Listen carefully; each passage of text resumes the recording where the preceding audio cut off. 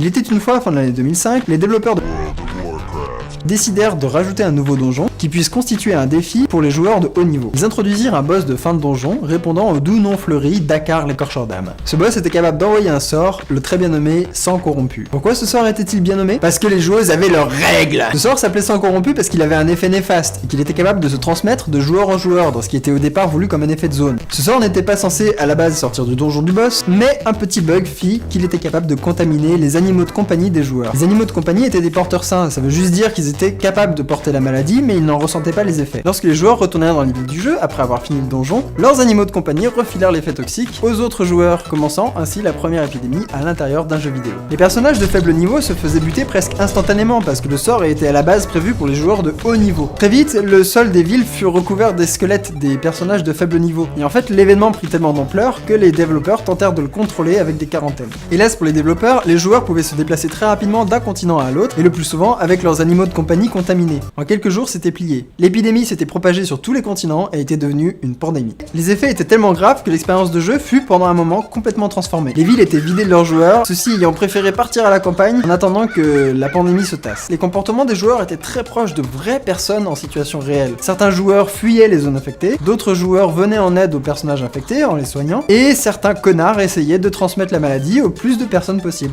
I'm like immune to it. We should take it to AB and spread it to the alliance. Oh, I'm not immune to it anymore. That'd be pretty funny. Bref, c'était la panique totale et peut-être paradoxalement une des meilleures expériences de jeu jamais proposées dans un jeu en ligne. Paniquant devant cette situation, les développeurs firent un gros reset sur les serveurs et sortirent un patch pour faire disparaître toute trace de l'épidémie. Ni vu ni connu, ils avaient balancé la poussière sous le tapis et passé le tapis au napalm. Mais quand même, l'événement fit du bruit et finit par arriver aux oreilles de plusieurs chercheurs. 2 ans après l'épidémie, en 2007, plusieurs articles scientifiques parurent dans des journaux très prestigieux pour parler de l'événement. Parce qu'il y a des journaux scientifiques très prestigieux et des journaux scientifiques qui puent la merde. En fait, le monde de la recherche, ça fonctionne comme ça. Tu travailles très fort sur un sujet pendant plusieurs mois, et à la fin tu écris un article que tu vas essayer de publier dans le meilleur journal possible. Si ton article est bien, tu peux publier dans un journal qui pète la classe comme Nature ou Science. En revanche, si ton article pue le pâté, tu pourras tout juste le publier dans Picsou Magazine ou Toboggan. Non, je rigole. Il existe des journaux spécifiques faits pour les articles de mauvaise qualité, mais c'est pas ça qui va t'aider à faire avancer ta carrière de scientifique. Bon, là, plusieurs articles parurent dans des journaux très prestigieux comme Science et The Lancet. Dans ces articles, les scientifiques remarquèrent les très nombreux points communs qu'il y avait eu entre cette épidémie virtuelle dans World of Warcraft et les vraies épidémies qui se passent d'habitude dans la vraie vie. Dans la vraie vie, une épidémie, ça se passe comme ça. Tu as une bactérie ou un virus qui va se trimballer dans la nature, qu'on va appeler un agent pathogène. Pathos, ça veut dire la douleur en grec, et donc pathogène, c'est le truc qui crée la douleur. Donc cet agent pathogène se trimballe dans la forêt, se trimballe dans la montagne, et va finir par rencontrer un animal sauvage qui va être sa première victime, son premier hôte. Il va vite proliférer dans l'animal et se répandre dans toute la population. Dans le cas de la grippe porcine de 2009, on sait pas vraiment quel est l'animal sauvage en question, mais ce qu'on est sûr, c'est qu'il lui a vraiment bien infecté la gueule. Si l'agent pathogène se débrouille bien, il va infecter plusieurs animaux sauvages différents, et il va finir par rencontrer un animal domestique. Dans le cas de la grippe porcine, on est à peu près sûr que la rencontre s'est faite dans un élevage de porcs au Mexique. C'est pas évident de savoir comment s'est fait le transfert, mais ce qui est sûr, c'est que ça a dû être un moment très romantique. Très vite, il va y avoir un contact entre les animaux domestiques et les humains. Ensuite, les humains vont en boîte, dans les supermarchés, à l'école, ils prennent l'avion et vont transmettre cet agent pathogène à tout le monde. Bref, dans le cas de World of Warcraft, les points communs entre les vraies pandémies et la pandémie virtuelle étaient tellement flagrants que les chercheurs proposèrent carrément d'utiliser les jeux multijoueurs pour la recherche sur les épidémies. Une chercheuse en particulier, Nina Pfefferman, était extrêmement motivée pour utiliser les jeux en ligne dans la recherche sur les épidémies, et elle a très vite contacté Blizzard, la compagnie qui produit World of Warcraft, pour bosser là-dessus, ensemble. Au début, les mecs de Blizzard étaient extrêmement motivés, et puis ils ont laissé traîner les choses, et ils ont fini par refuser cette collaboration entre chercheurs et développeurs. A priori, ça pourrait paraître normal. World of Warcraft, c'est avant tout un jeu, pas un laboratoire pour faire des expériences sur les joueurs. Son but premier, c'est de divertir les gens, pas d'en faire des cobayes. Mais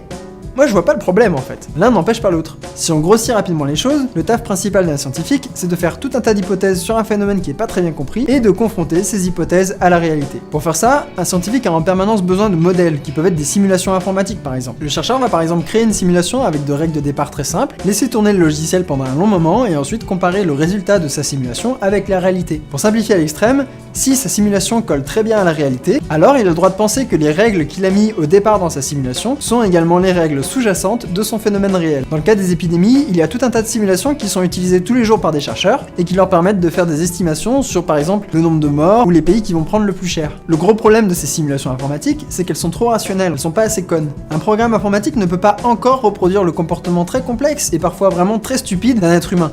Et ça limite forcément son intérêt pour faire des prédictions concernant les humains. Un exemple avec World of Warcraft. Pendant l'épidémie, ils se sont rendus compte que beaucoup de joueurs couraient vers les zones infectées, poussés par la curiosité, et qu'ils retournaient ensuite vers les zones saines pour rapporter ce qu'ils avaient vu. Ce genre de comportement est peut-être débile, mais il est réel. On l'observe par exemple chez les journalistes, qui vont parfois témoigner de l'état d'une épidémie, et y retourner ensuite faire leur rapport dans les zones saines, et parfois propager les maladies. À l'époque de l'épisode du sang corrompu, aucun modèle d'épidémie ne permettait de prendre en compte ce genre de comportement, ce qui entraînait les chercheurs à gravement sous-estimer la vitesse de propagation des maladies. En fait, on pourrait laisser les chercheurs expérimenter sur des jeux en ligne. Ça leur permettrait d'incorporer dans leur modèle des comportements auxquels ils auraient jamais pensé, et ainsi ils pourraient améliorer leur modèle. D'ailleurs, ça pourrait être très bien pour les joueurs aussi. Après l'épisode du sang corrompu, beaucoup de joueurs ont avoué que la pandémie avait été l'événement le plus fun qu'ils avaient jamais vécu dans le jeu. Donc voilà, si ça se trouve, la solution à la prochaine épidémie de zombies réels est entre les mains, les souris et les claviers des gamers. Des gamers qui trouveront la solution en jouant à des jeux de zombies.